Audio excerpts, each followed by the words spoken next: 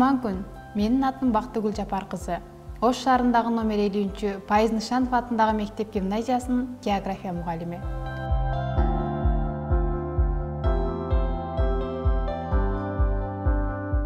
Сабакты баштаардан мурун мугалимдер үчүн видео сабактарды түзүүдө төмөндөгү сунуштарга токтоло кетсем. Сабактын максаты окуучунун позициясында коюлушу керек. Сунуштай турган маалыматтар негиздүү, актуалдуу жана тастыкталган булактардан алынышы керек. Окуучулар маалыматтарды жеңил өздөштүрүүсү үчүн аларга тапшырмалар ар түрдүү формада берилүүсү зарыл.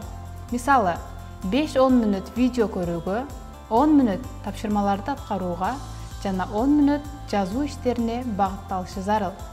Бир предметтен окуу материалын окуп үйрөнүү убактысы, окуу, ой жүгүртүү, тапшырмаларды аткаруу, баалоо жана бышыктоо 45 мүнөт же 1 сааттан ашпашы керек. Презентацияларды түзүүдө узун сүйлөмдүү тексттерди жазбаган оң. Тексттерди бөлүктөргө бөлүп, кайрадан түзүп алуу негиздүүрөөк. Тексттерди инфографика менен коштоп түзүү зарыл. Анткени схемалар, ар түрдүү визуалдуу материалдар окуучунун материалды өздөштүрүүсүнө шарт түзөт. Пайдаланылган графикалык материалдар, видеолор автордук укукту сактоо менен колдонулушу керек. Үй тапшырмалар репродуктивдүүлүк, продуктивдүүлүк, чыгармачылык деңгээлге багытталган ар түрдүү деңгээлдер менен түзүлгөнү оң. Окуучулардын жетишкендиктерин баалоодо калыптандыруучу, жыйынтыктоочу баалоонун түрлөрүнүн ыкмалары колдонулушу зарыл. Сөзсүз түрдө кайтарым байланыш менен камсыздалышы керек. Үй тапшырмаларын баалоодо окуучунун кандайдыр бир жеке кетирген каталарын окуучунун өзүнө гана маалымдоо зарыл. Ал эми жакшы жетишкендиктерин, тапшырмаларды аткаруунун кандайдыр бир кызыктуу варианттарын жалпы окуучуларга кыскача видео маалымат же жазуу түрүндө айтса болот. Саламатсыңарбы балдар? Силер 6 класстар үчүн даярдалган жердин ички түзүлүшү деген темадагы видео сабакты көрүп жатасыңар.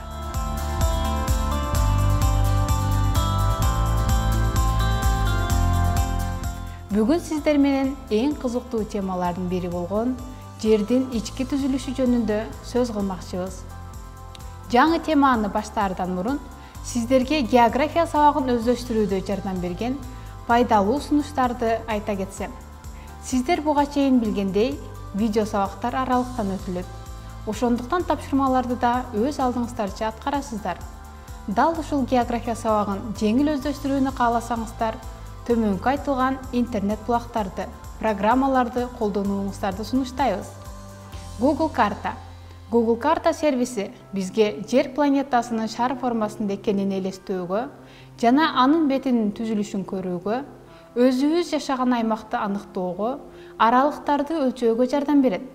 Жер күн системасындагы планета деген теманы бышыктоо максатында да колдонсоңуздар болот. Жер жүзүндөгү бардык объектилерди да ар кандай форматта көрүүгө мүмкүнчүлүк бар. Global Forest Watch биосфераны окуп үйрөнүүдө колдонсок болот. Учурдагы жер жүзүндөгү токой катмарынын мониторингин көрсөтүп берет. Flightradar24check.com учурдагы учуп бара жаткан учактар жөнүндө маалымат алса болот. Кайсы шаардан кайсы шаарга, канча метр бийиктикте бара жатканын, географиялык координаттарын, ал учак кайсы өлкөгө таандык экенин, кайсы убакта учкан жана кайсы убакта жерге коно тургандыгын билсе болот. Мындан сырткары, телефонуңуздагы кадимки Play Market'тен география предметине байланыштуу бир канча тиркемелерди таап, көчүрүп алсаңыздар болот.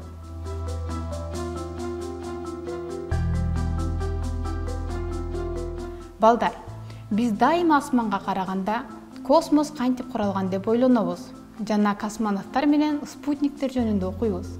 Анын баары жер шарында адамдар чече албаган табышмак сыяктуудай сезилет.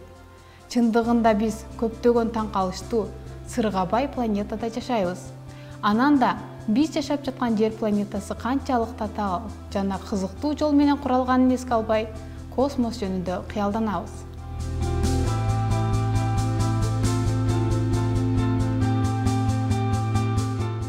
Биз буга чейин жердин шар формасында экенин угуп эле жүрөбүз.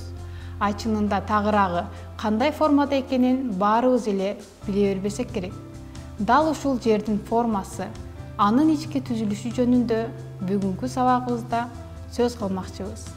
Жер геоид формасына ээ. Геоид бул бир дагы геометриялык фигурага окшош эмес, бирок эллипсоидке аябай жакындашат. Тагыраагы уюлдар бири-бирин түрткөн абалда. Же болбосо экватордук радиустан уюлдук радиус 22 километрге кыска. Же болбосо Бишкек шаарынан Кант шаарына чейинки аралыкты элестетсек болот. Балдар, жер жөнүндө төмөнкү маалыматтарды эсиңиздерден чыгарбооңуздар зарыл. Же интернет булактардан таап жазып алсаңыздар болот.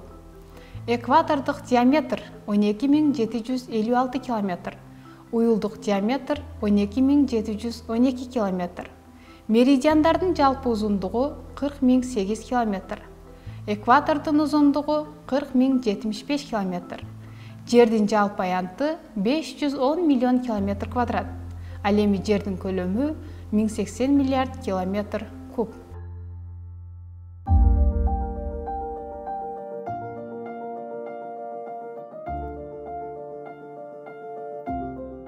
Келгиле, бир канча миллиард жылдар артка жердин катмарларынын калыптануу процессине саякат жасап көрөлү. Биздин саякатыбыз төмөнкү видео менен коштолмокчу. Бардык күн системасынын жашы сыяктуу эле, жердин жашы байыркы тоотектерин түзүп 5 миллиард жылга жакын. Жер шары чачыранды материядан, протопланеталык булуттан, тумандын коюлушунан пайда болгон жана адегенде муздак болгон. Андан соң кандайдыр бир орбитанын тегерегинде айланган газ, чаң, булуттар тартылуу күчүнүн натыйжасында анча чоң эмес денелер, астероиддер пайда болгон. Астероиддер тегерегиндеги газдарды жана чаңдарды өздөрүнө тартып алып, өсүп, планетага айланган. Жер шарынын химиялык курамы, агрегаттык абалы, касиеттери ар кандай катмарлардан, геосфералардан турат.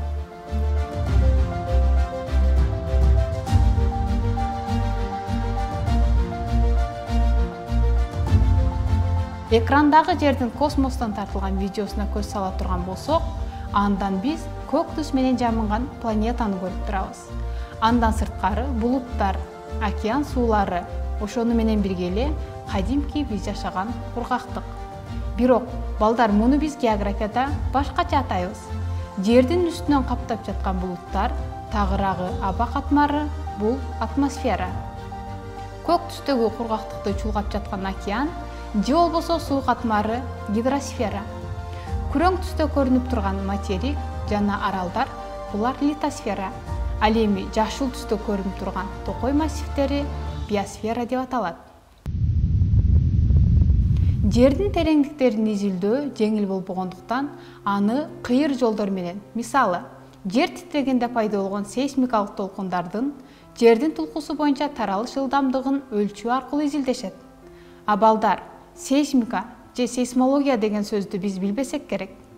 Сейсмология грек тилинен которгондо жер титирөө жөнүндө окуу дегенди түшүндүрөт. А сейсмика толкундары бул жер титирөөлөрдүн, жанар тоолордун атылышынын негизинде жерде таркалуучу толкундар, кыймылдар. Биз кинолордон, ар кандай видео материалдардан көрүп эле жүрөбүз. Жердин тереңинде же болбосо терең шахталарда тоотектердин температурасы жердин бетиндегиге караганда алда канча жогору экендигин. Температура менен бирге жердин жогорку катмарынын төмөнкү катмарга болгон басымы жогорулайт. Жер шарынын көптөгөн райондорунда 50 километр тереңдикте температура 1000 градус Цельсийден аша тургандыгы эсептелип чыккан. Өтө жогору температурада тоотектердин бардыгы суюк, балкыган абалда болушу керек эле. Бирок андай болууга оор басым мүмкүндүк бербейт. Тоотектери анда катуу, бирок жумшарган абалда. Жердин борборунда басым үстүңкү бетине караганда 13 000 эсе көптүк кылат. Мындайча айтканда, ар бир чарчы сантиметрде 13 тонна салмак басат. Ал эми жердин ички түзүлүшү кандай катмарлардан турат деп баарыбыз эле кызыксак керек.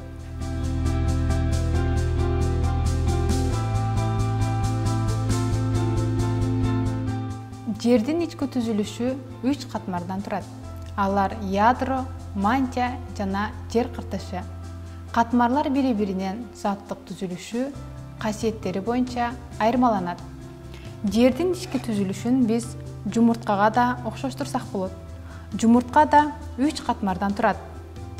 Эң тереңинде сарысын ядро, ал эми ак белокту мантия.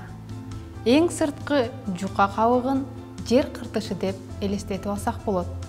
Мындан сырткары жердин ички түзүлүшүн шабдалынын ички түзүлүшүнө да окшоштурушат.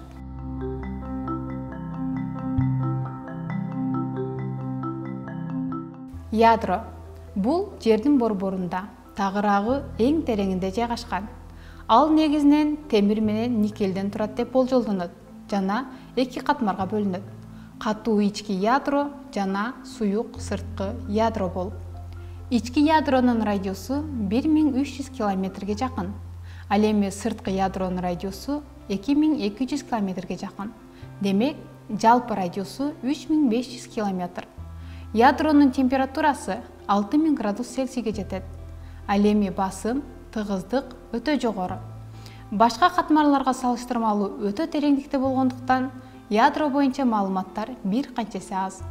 Дал ушул өтө тереңдикте жайгашкан катмарлар геологиялык ыкма менен эмес, геофизикалык жана геохимиялык ыкмалар менен изилденген. Тагыраагы муну геологдор изилдебейт.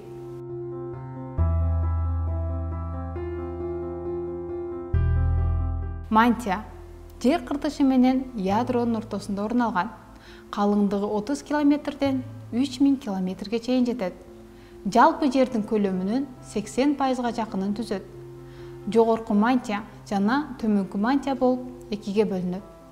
Балдар, ал эми жер кыртышы менен мантиянын ортосунда Махаравичич катмары же кыскартып айтканда Мохо катмары жайгашкан. Эмне үчүн Махаравичич катмары деп аталып калган? 1909 жылы Балкан жарым аралындагы Загреб шаарына жакын жерде күчтүү жер титирөө болгон. Хорват геофизики Андреа Махаравичич ошол болгон жер титирөө учурундагы жазылып алынган сейсмограмманын негизинде жердин 30 километр тереңдигинде кыймылдын ылдамдыгынын жогорулаганын байкаган. Бул байкоону башка сейсмологдор да тастыкташкан жана алар жер кыртышынын төмөнкү таманында аны чектеп турган кандайдыр бир бөлүк же чек бар экендигин белгилешкен. Бул чекти же бөлүктү белгилөө үчүн Махаравичич чеги же Мохо чеги деген аталышты беришкен. Демек, жер кыртышы менен мантиянын ортосундагы сейсмикалык ыкмалардын негизинде аныкталган чек ара Махаравичич чеги деп аталат. Бирок мантия менен ядрону эч ким көргөн эмес. Мантиянын төмөнкү бөлүгүн катуу, ортоңку бөлүгү суюк катмар деп эсептешет. Мантиянын дал ушул бөлүгүндө жанар тоолордун очогу, тактап айтканда, магма жайгашкан. Магма латын тилинен которгондо коюу илешкек дегенди билдирет. Магма бул жердин түпкүрүндө балкып пайда болгон көлкүлдөгөн оттуу масса. Ал жердин түпкүрүндөгү терең жаракалар аркылуу жер бетине бүркүлүп чыгып, жанар тоолорду пайда кылат.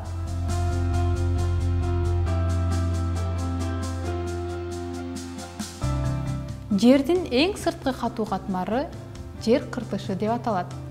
Ал ядро менен мантияга салыштырмалуу бир канчасы жука. Анын калыңдыгы бардык жерде бирдей эмес. Океандардын алдында анын төмөнкү чеги 5-10 километр тереңдикте. Түздүктөр менен ойдуңдардын алдында 35-45 километр тереңдикте. Ал эми тоо массивдеринин алдында 80 километр тереңдикке чейин жетет. Жер кыртышын негизинен материктик кыртыш жана океандык кыртыш деп экиге бөлүп карайбыз. Жердин сырткы бөлүгү ички бөлүктөрүнө салыштырмалуу көбүрөөк изилденген. Байыркы учурда ар кайсы кесиптеги изилдөөчүлөр жер бетинде болгон кубулуштарга, процесстерге жооп табууга аракеттенишкен. Бирок жердин ички бөлүктөрү бизге көрүнбөйт. Кантип жооп таба алабыз?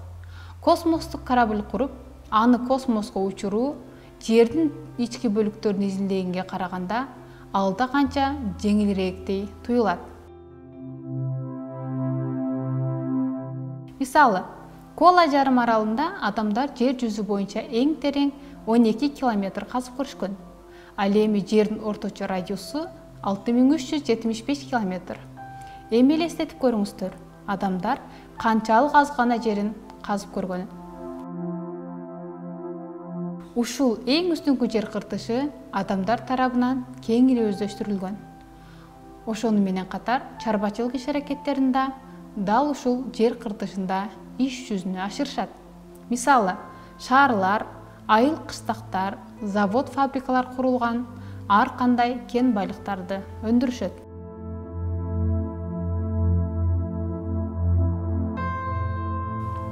Жердин ички түзүлүшүн окуп үйрөнүү бизге тагыраагы адамдар үчүн табышмактуу болгон бир канча суроолорго жооп тапканга жардам берет.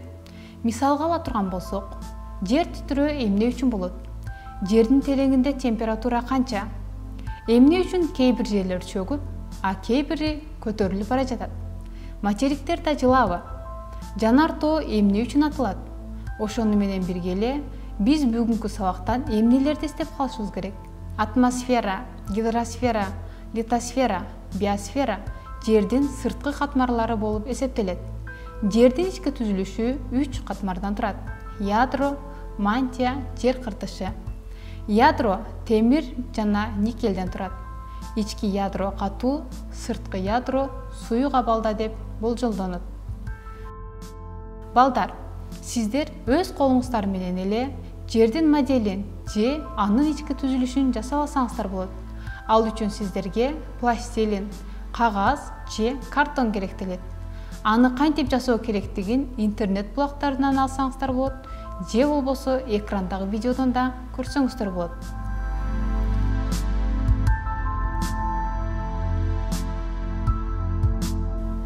Бүгүнкү сабагыбыздагы үй тапшырмасы зоосейсмолог сөздүгүн түзүү.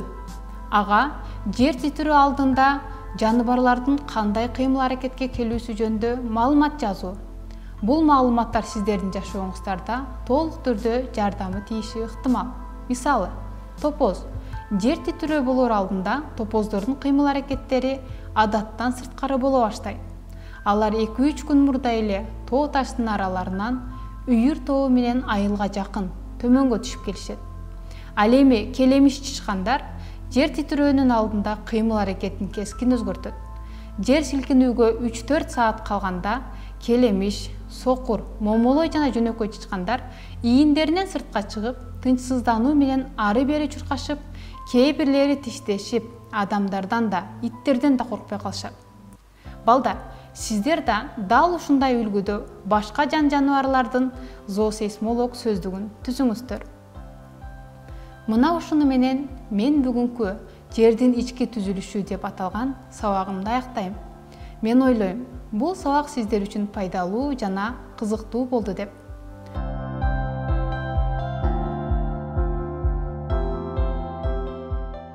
Урматтуу кесиптештер, өзүңүздөрдүн жеке видео сабагыңыздарга колдонсоңуздар боло турган сабактын түзүлүшү көрсөтүлдү. Сиздер да дал ушул сыяктуу видео сабактарды даярдасаңыздар болот.